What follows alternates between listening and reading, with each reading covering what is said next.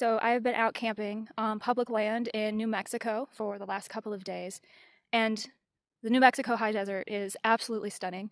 These mountains in the background are amazing.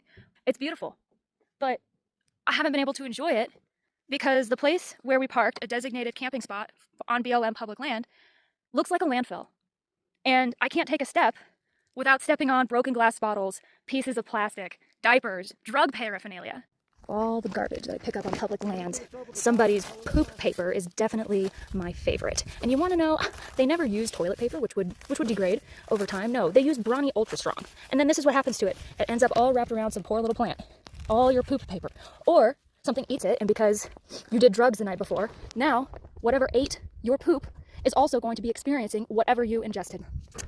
And so I made the decision today to pick this area up a little bit because it's probably the worst I've ever seen. And my husband and I filled up a 50-gallon trash bag each, full of garbage.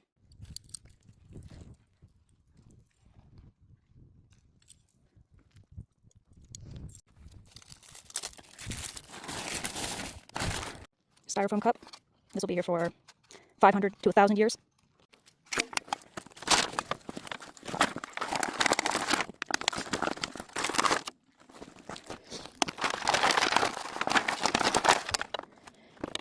While we were doing that, a group of, a dozen UTVs went by. They had gone up earlier in the day, gone up to enjoy this beautiful public land that we get to recreate on. And while we were picking up the trash, they drove back down. And they just stared at us. And I just stared at them, holding their garbage on public land. And then a little while later, another vehicle came by, and I decided that I was going to interface with this one. I just wanted to hear what they had to say. And it was a young man, 23 years old if he was a day, driving a brand new Tacoma, wearing very fancy, expensive hunting gear.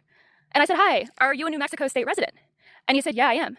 And I said, holding up my bag of trash, "Do you want to help?" And he said, "Not really." And I said, "Is this how you treat our public lands? Is this how New Mexico treats public lands?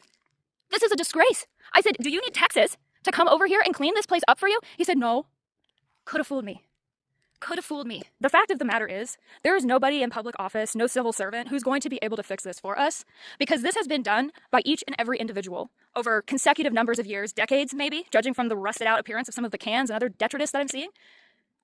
These figures are not going to fix this for us. We can bitch and moan to our leaders all day long, tell them how we wish they would do this and we wish they would prioritize that, but the fact of the matter is, nothing is going to change until we start prioritizing this stuff. And we're going to fix this before it's too late. Otherwise, there's going to be no way to enjoy any of this, and future generations are going to miss out on this. And that is a crime. That is a travesty. In New Mexico, you should be embarrassed, because this is disgusting.